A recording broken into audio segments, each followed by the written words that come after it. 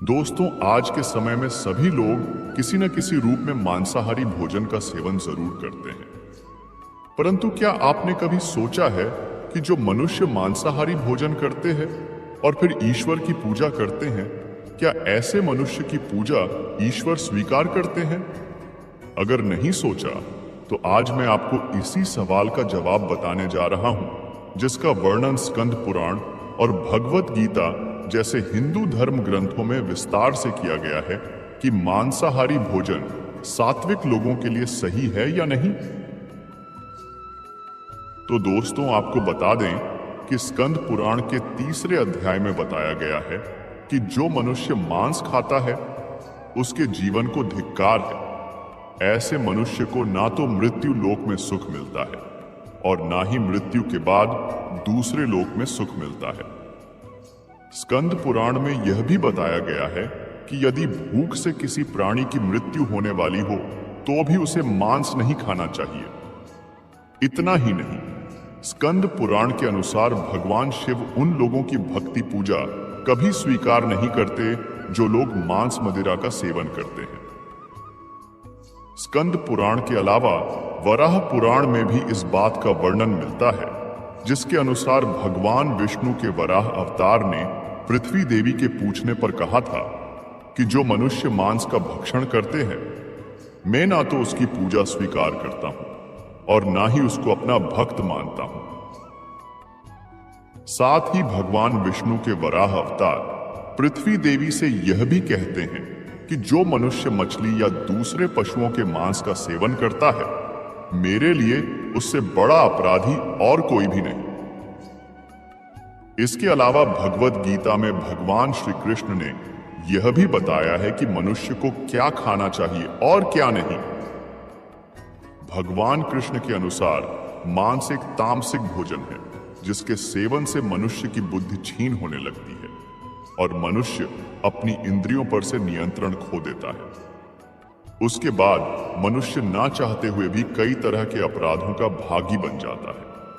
और ऐसा मनुष्य जब मेरी पूजा करता है या मुझे याद करता है तो मैं उसके पास नहीं जाता हूं। इसके बाद भगवान श्री कृष्ण गीता में कहते हैं कि मांसाहारी भोजन राक्षसों के लिए है, ना कि इंसानों के लिए। भगवत गीता में भगवान श्री कृष्ण ने आहार को 3 भागों में विभाजित किया है, जो कि राजसिक, तामसिक और सात्विक भोजन है। जिसके अनुसार सात्विक भोजन लंबी आयु देने वाला, मन को शुद्ध करने वाला, बल बुद्धि प्राप्त और तृप्ति प्रदान करने वाला है।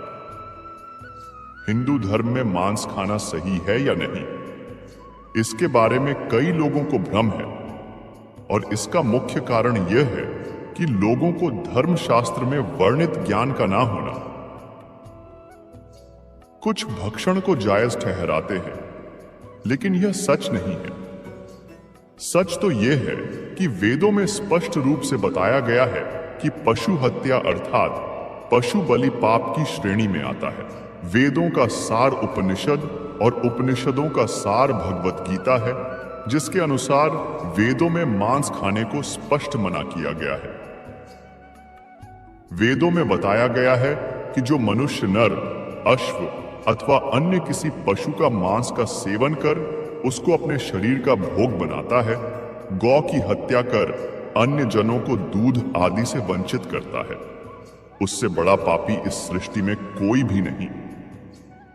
यजुर्वेद में बताया गया कि सभी मनुष्य को परमात्मा के सभी रचनाओं को अपनी आत्मा के समान तुल्य मानना चाहिए। अर्थात वे जैसे अपने आप का हित चाहते हैं और अपना भला सोचते हैं, उसी तरह अन्य का भी हित करें और उनका भला करें। लोगों का तो यह भी मानना है कि वेद अथर्ववेद में भी कहा गया कि हे मनुष्य, तुम चावल, दाल, गेहूं आदि खाद्य पदार्थ आहार के रूप में ग्रहण करो। यही तुम्हारे लिए सबसे उत्तम और रमणीय खाद्य पदार्थों का भाग है। तुम किसी भी नर या मादा की कभी हिंसा मत करो। वह लोग जो नर एवं मादा भ्रूण और अंडों के नाश से उपलब्ध हुए मांस को कच्चा या पकाकर खाते हैं, तुम्हें उनका विरोध करना चाहिए। इसके अलावा ऋग्वेद में भी बताया गया है कि गाय जगत की माता है और उनकी रक्षा में ही समाज की उन्नति है। मनुष्य को उनके समान सभी 4 पैर वाले पशुओं की रक्षा करनी चाहिए।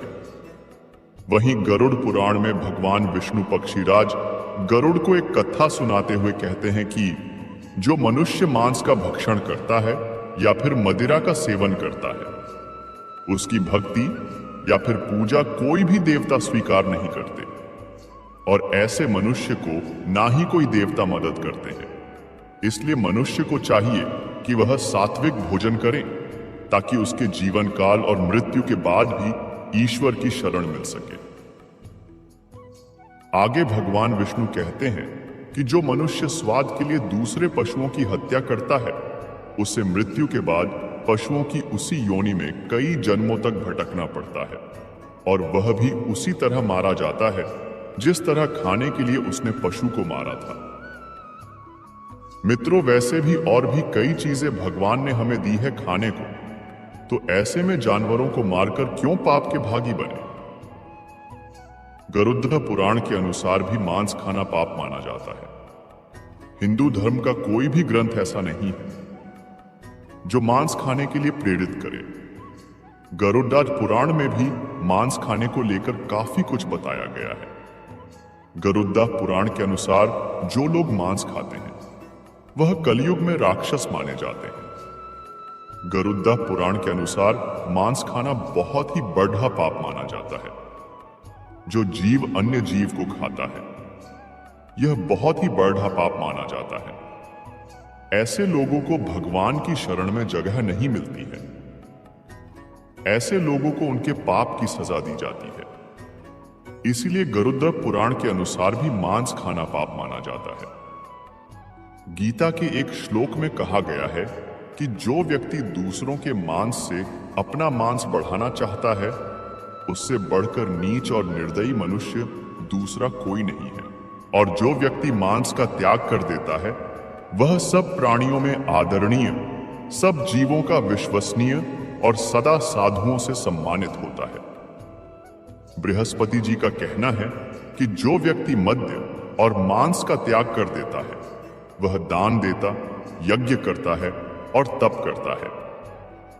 इसका मतलब यह है कि उस व्यक्ति को इन तीनों चीजों का लाभ मिलता है। गीता में बताया गया है कि मांस ना तो घास से, ना लकड़ी से या फिर ना तो पत्थर से पैदा होता है।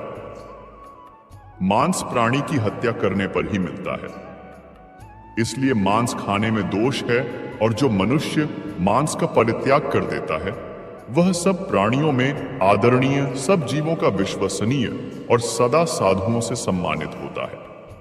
इसलिए मित्रों, यदि आप पूजा या फिर ईश्वर की भक्ति में विश्वास रखते हैं, तो फिर मांसाहार का सेवन करना बंद कर दीजिए। वैसे भी मांसाहार भोजन को वैज्ञानिक रूप से उचित नहीं माना गया है। यह मनुष्य को कई तरह के रोगों से भी ग्रसित कर देता है, और जहां तक धार्मिक मान्यताओं की बात है, उम्मीद करता हूं आप लोगों को समझ आ गई ही होगी। हर जन्म में अपने कई जन्मों के कर्मों के हिसाब से हर आत्मा को कभी अच्छे तो कभी बुरे हालातों से जाना पड़ता है। लेकिन जब तक आत्मा परमात्मा के साथ योग को नहीं समझ लेती, तब तक वो मुक्ति नहीं पा सकती। भगवद गीता समझाती है कि मनुष्य अपने शरीर, दिमाग या दिल से भगवान को पा सकता है। शरीर द्वारा किए कर्मों के माध्यम से परमात्मा को पाने को कर्म योग कहते हैं। ऐसे कर्म जो परमात्मा की इच्छा से हो और दूसरों के कल्याण के लिए हो। वाल्मीकि ने रामायण लिख के, श्रवण ने अपने माता पिता की सेवा और उन्हें 4 धाम की यात्रा कराकर अपने कर्मों द्वारा परमात्मा को पाया। श्रीमद् भगवद गीता समझाती है कि एक आत्मा दिमाग से भी परमात्मा के साथ योग लगा सकती है। इसे राजयोग कहते हैं, क्योंकि दिमाग या मस्तिष्क सब इंद्रियों का राजा है। एक मनुष्य अपनी आस्था, श्वास प्रणाली, अभ्यास, साधना और तपस्या से परमात्मा को इस योग के रास्ते पा लेता है। इस योग को समझने के लिए हमें अपने अंदर की शक्तियों यानी चक्र और कुंडलिनी को समझना पड़ेगा। आत्मा मस्तिष्क से ध्यान लगाकर परमात्मा के साथ योग लगा सकती है। शंकराचार्य, स्वामी परमहंस, स्वामी विवेकानंद और उनके जैसे कई योगी इस योग के रास्ते परमात्मा के साथ ध्यान लगा पाए। परमात्मा भगवद गीता में कहते हैं कि अगर किसी आत्मा को धर्म ना भी समझ आए, योग न भी समझ आए, पर अगर वो मेरी शरण में आ जाए तो मैं उसके सारे पाप माफ कर देता हूं। परमात्मा को ऐसी दिल की गहराइयों से पुकार के पाने को भक्ति योग कहते हैं। चैतन्य महाप्रभु, मीराबाई और भगवान हनुमान इस योग के सबसे बड़े उदाहरण हैं। लेकिन कभी आत्मा अपने होने का मूल कारण भूल के धर्म का उल्लंघन करे या पाप के रास्ते पर निकल जाए तो उसे ठीक करने के लिए परमात्मा को खुद किसी रूप में पृथ्वी पे जन्म लेना पड़ता है। दोस्तों, उम्मीद करता हूं कि आपको वीडियो पसंद आया होगा और आप हमारे चैनल पर नए हो तो वीडियो को लाइक और चैनल को सब्सक्राइब जरूर करें। आपके एक लाइक से ही हमें प्रेरणा मिलती है और हम मोटिवेट होते हैं। धन्यवाद।